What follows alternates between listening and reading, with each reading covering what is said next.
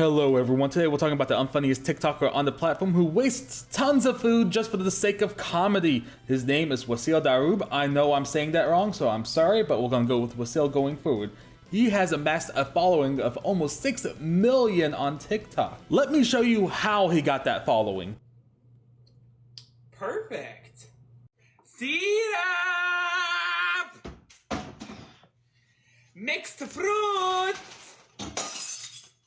Powdered sugar! I know, hilarious. Pinnacle of comedy right there. Well, obviously he gets a lot of haters for wasting all this food, but you know how he handles all the haters? He trolls them. Just went to hell.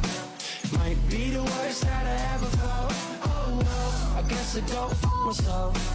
We have a god of comedy among us. We are not ready as a species to handle his comedy genius. We can't handle it. We can't laugh this much. He's been dumping food on the ground for almost a year now, and that's his main form of content. Half of his content is just dumping food onto a table and wasting it, essentially. If he's been wasting food for almost a year, why make a video now? Well, he came out recently trying to explain he hasn't been wasting food. That's all expired, inedible food. So he's not been wasting it.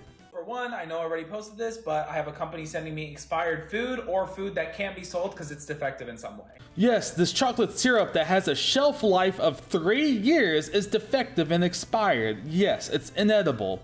Obviously. Oh, look at that. The greens look good, the veggies look good. That looks like a cooked piece of meat. That looks edible right now. Oh, you ruined the food. You make it defective by wasting other food. Okay, I get it. I gotta give it to him. He's technically right. That food is now defective. What company ships you ice cream in a box like that? Look at the ice cream. It's all there. None of it leaked out during shipping.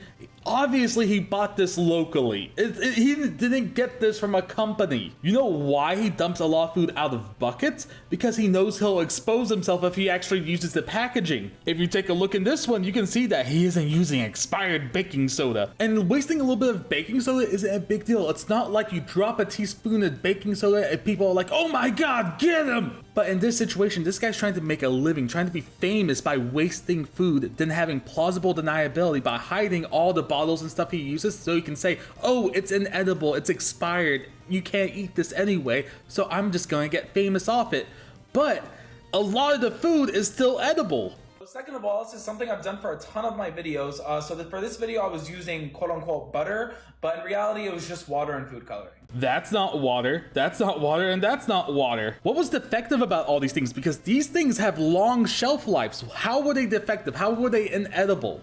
Just to show you guys everything from that one nacho video that I made, we were actually having a party that night and making nachos anyway. So I took the opportunity to make this video, but as you guys see, the nachos were cooked right after, and we ate the whole entire thing that night, so none of it went to waste. I'm assuming this is the video he's talking about with nachos. They actually ate that, so good. They actually ate the food for once. But did you eat this one? Even when you eat it, you're dumping a good chunk of it on the ground. Listen to this. See and listen to how much of this sauce just splatters onto the ground. Okay.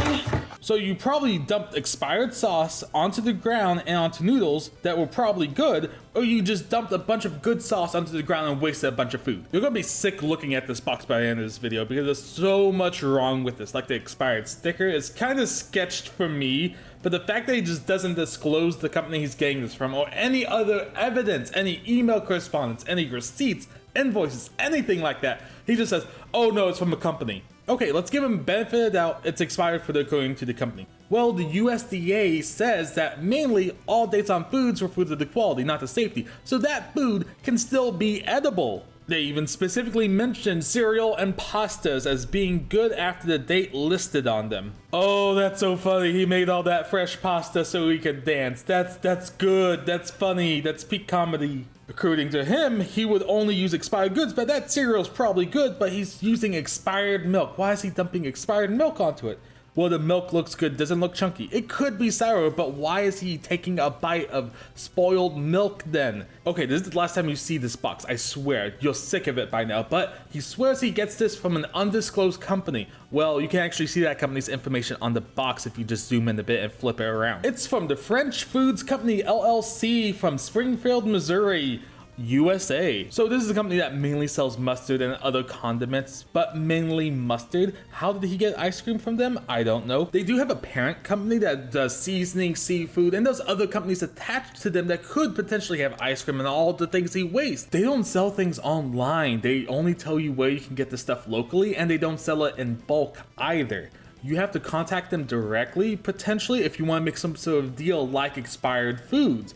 So where are the emails, where are the contacts, the invoices, receipts, all that. If you have a business relationship with them, it should be very easy to produce emails and all this paperwork to trail back to show that you got these packages from them and they are indeed expired inedible food. That's the key thing. The food can't be eaten, otherwise you're wasting it. So there was something a little bit suspicious about these big jugs of sauces he got. I was wondering where he got that from, especially because this website didn't have those bulk goods on there. Well, there's a website that sells bulk supplies to restaurants, and doesn't some of this look familiar? I think that matches the mustard container in his video. The ketchup also found a little bit of a match. It's not exactly the same, but something similar, so you can probably get the same thing on this website as well. Oh, and look at that Hershey syrup bottle right there on the right, and I think I found an exact match for that on the website as well. I couldn't find an exact match with the barbecue sauce that he used as well on the website, but I found some that looked really close. You can see this in the picture. Some of them look really similar to what he was holding,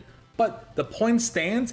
It seems like he's buying from a website that's meant for restaurants, so he can just waste a ton of food all at once at a discount. So he hasn't provided any proof outside of just saying, hey, this food's expired with a box with an expired sticker on it. He hasn't proven that this food was truly spoiled, like it was inedible, because even if a company says, hey, it's past by the date, it can still be edible.